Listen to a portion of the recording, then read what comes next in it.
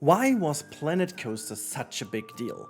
With the dawn of Planet Coaster 2, I actually wanted to discuss why Planet Coaster in the first place was such a great success and why it was loved by so many people, despite it not being the perfect game by any means. Before we can look into that, we have to go back in time. Back to 1999 to be precise, where Chris Sawyer sent out a banger to the world. Roller Coaster Tycoon 1 was the foundation and the start of a genre that we all grew to love. It was the perfect isometric view theme park simulation game that brought so much charm and so much ingenuity to the genre, building on successors like Transport Tycoon and so on. It just kind of created this big hype. And just a couple years later, on the 3rd of October 2002, Roller Coaster Tycoon 2 followed, being pretty much the same game, just improved in almost every aspect and bringing in way more flexibility.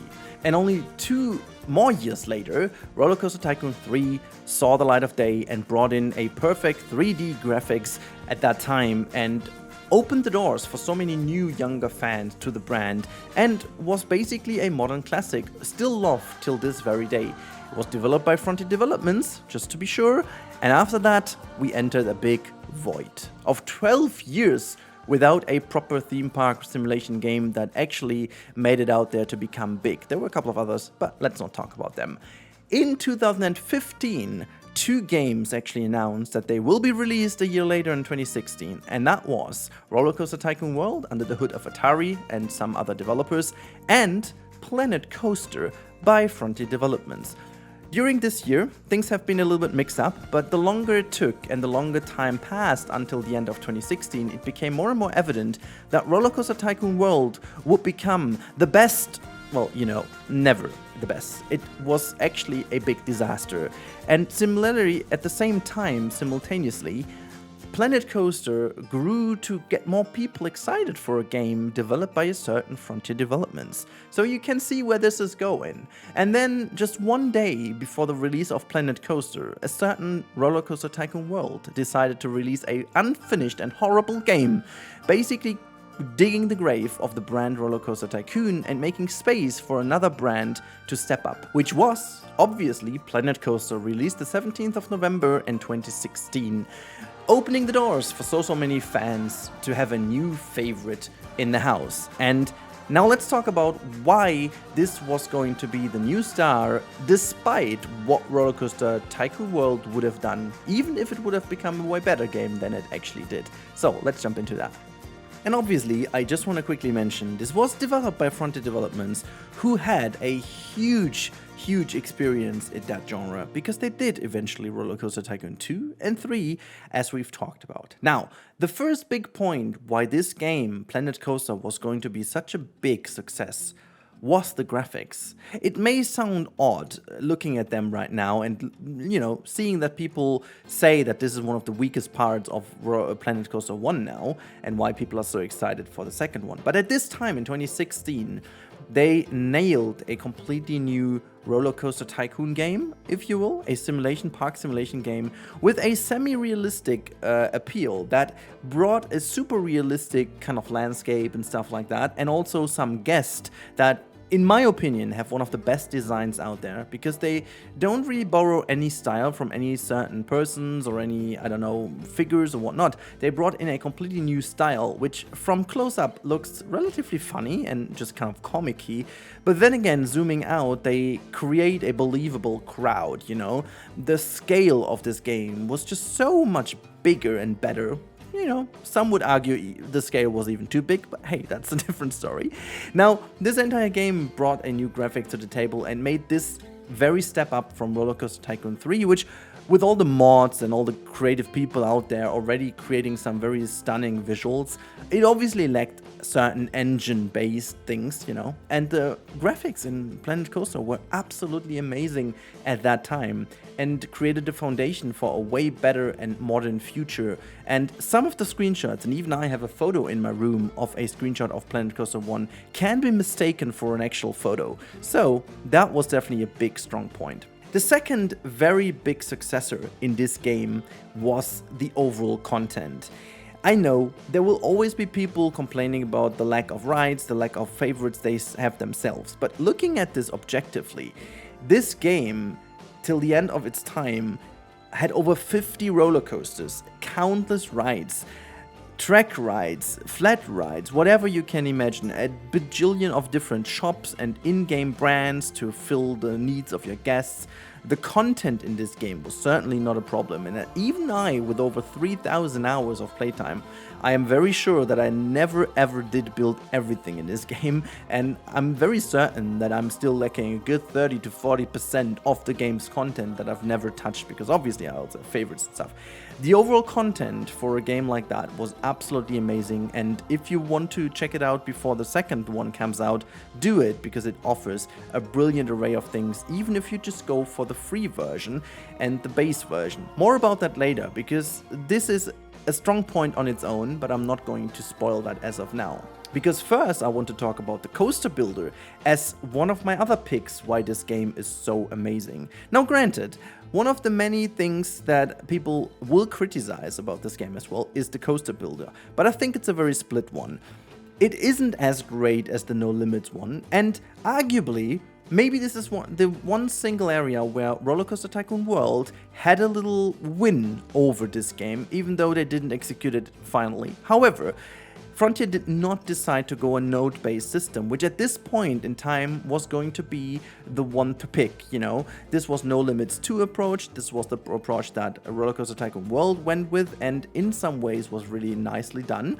However, Frontier has gone with a bit more of a beginner-friendly one, I want to say. And the thing is, I have been a bloody beginner in coaster building back at the day. Look at my first coasters, you will notice, and you will say why.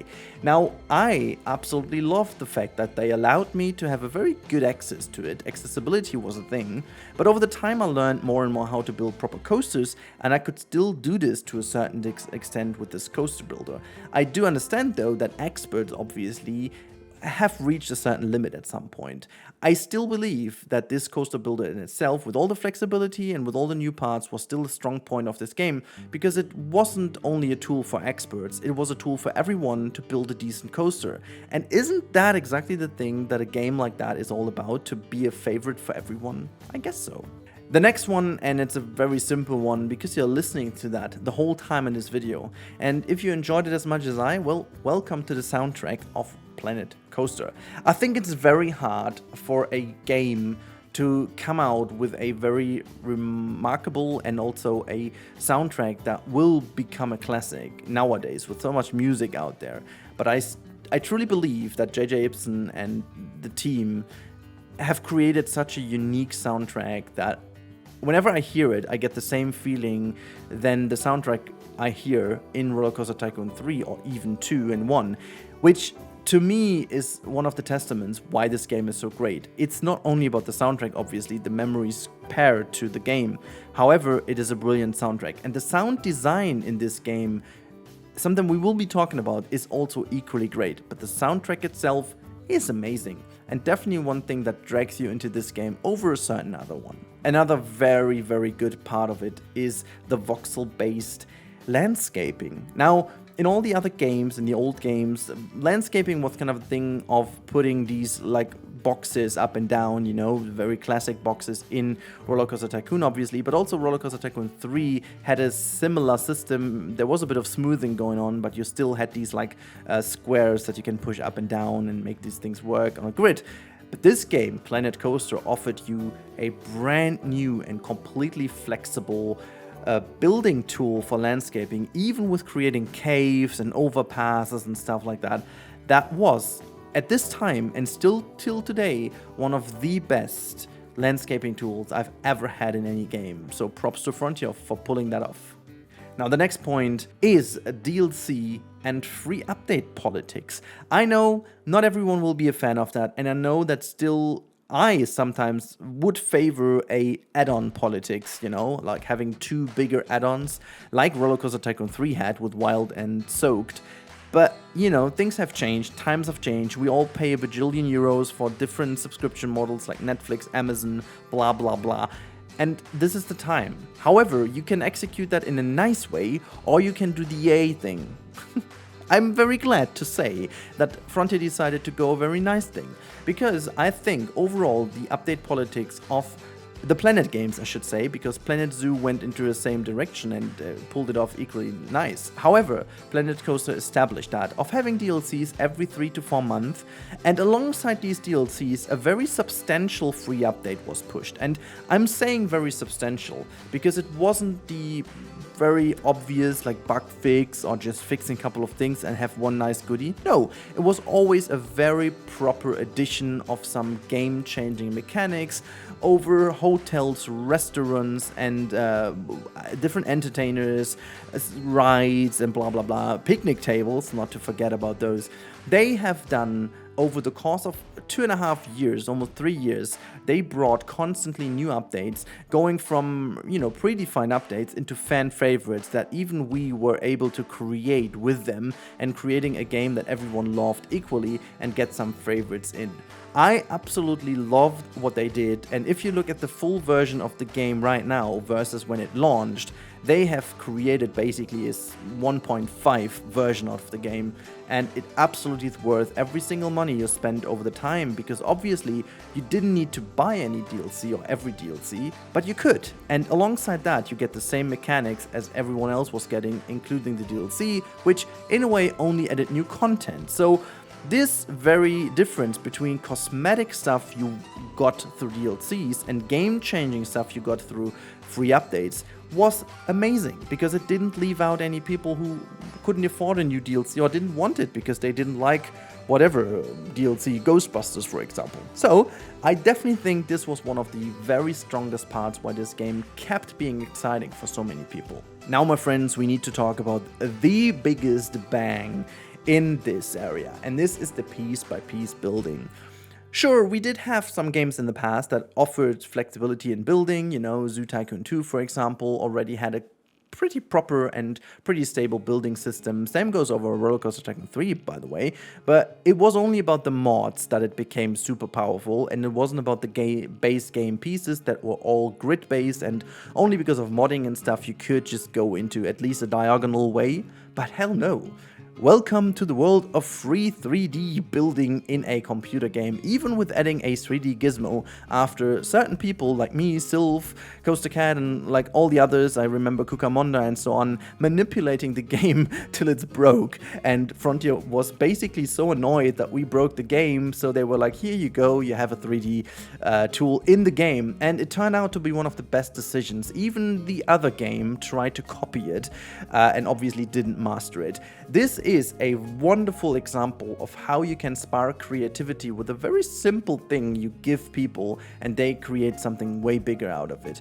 The piece-by-piece modular building system in this game enabled us to build snowy kind of trees out of parrots. It enabled us to build fully one-by-one recreations of well-known rides, and enabled us to build the bestest of rides you can imagine. And it was absolutely one of the bangers, and till today one of the biggest strong points of the game, and also one of the biggest strong points of Planet Zoo. So one of these amazing things that Planet Coaster brought to the table. Now, another thing I want to talk about is the flexibility. Well, I have to be a bit more precise here so you understand what I mean. This game offered a huge flexibility. Whether you're casual and you didn't want to build like nitty-gritty piece by piece like we do as like enthusiasts, you could just grab some of the blueprints from the Steam Workshop and you're good to go. Plop them into your park and have the nicest park just in a couple of hours. Or you could go flexible with all the coasters and change them up and, make the colors and whatever dream you want. You can put your coaster in a Western theme, or in a spooky theme, or in a fairy tale theme, or even in a Ghostbuster theme later on.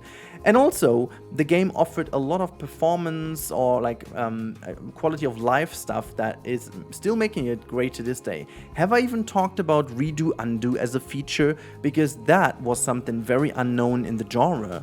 And once you had it, you never could go back. Redo Undo is one of the most powerful tools I've ever had in a game, making me aware of a function that I missed in the past and I couldn't live without in the future. And that's the same. I basically can't play any good building game anymore when it doesn't feature Redo Undo. And this is something Planet Coaster really pushed forward.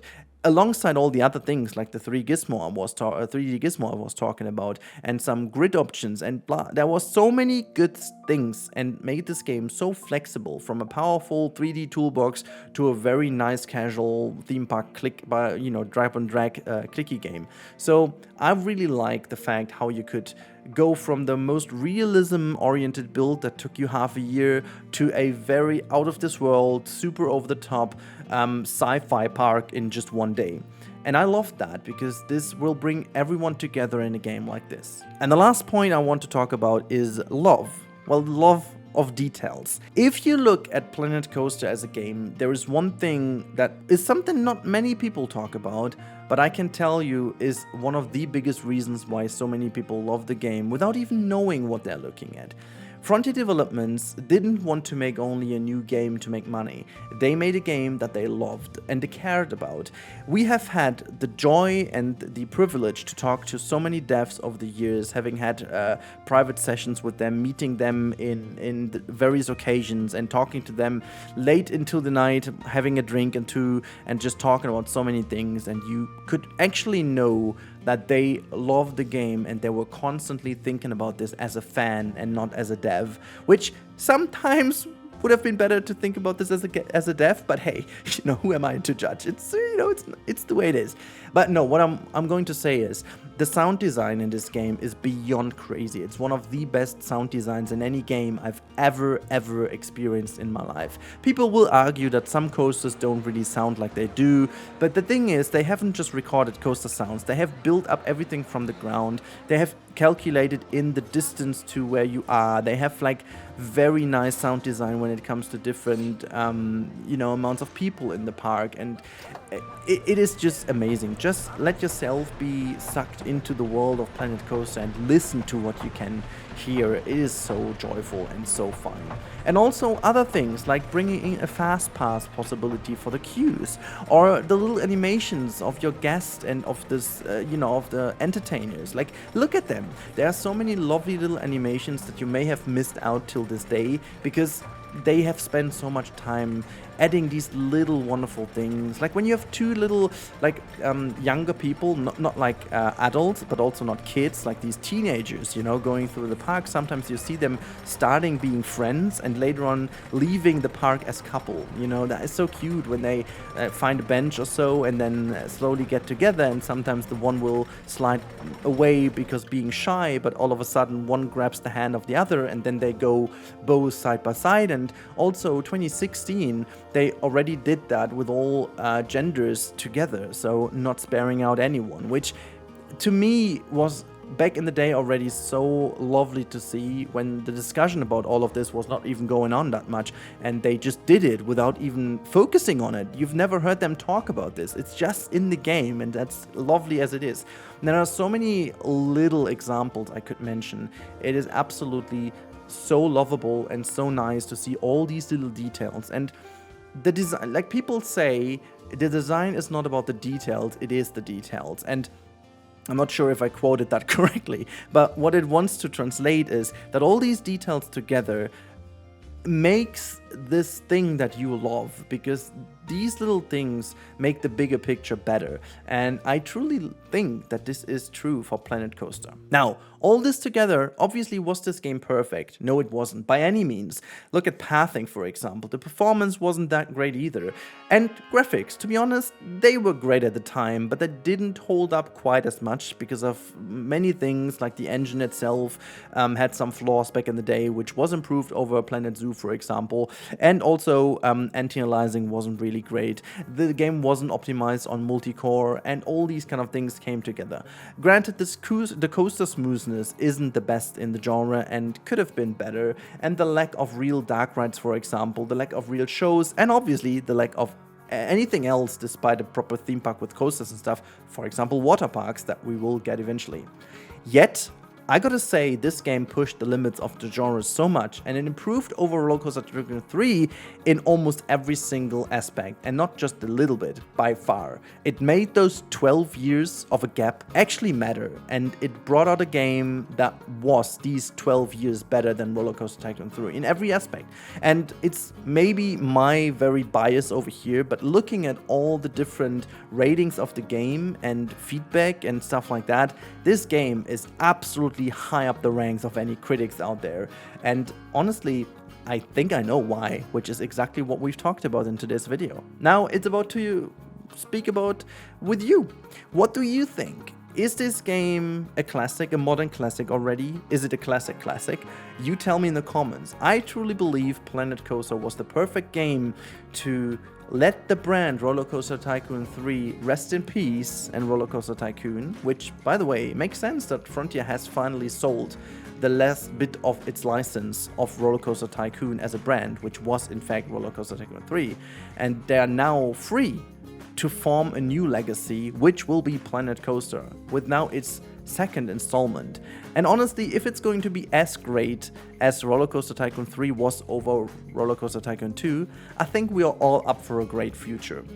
Again, let me know in the comments what you think, why Planet Coaster was such a success. And I hopefully will see you in the next one when we keep talking about Planet Coaster and other wonderful building games. But now I'll leave you with saying have a nice day, stay safe, and I'll talk to you in the next one.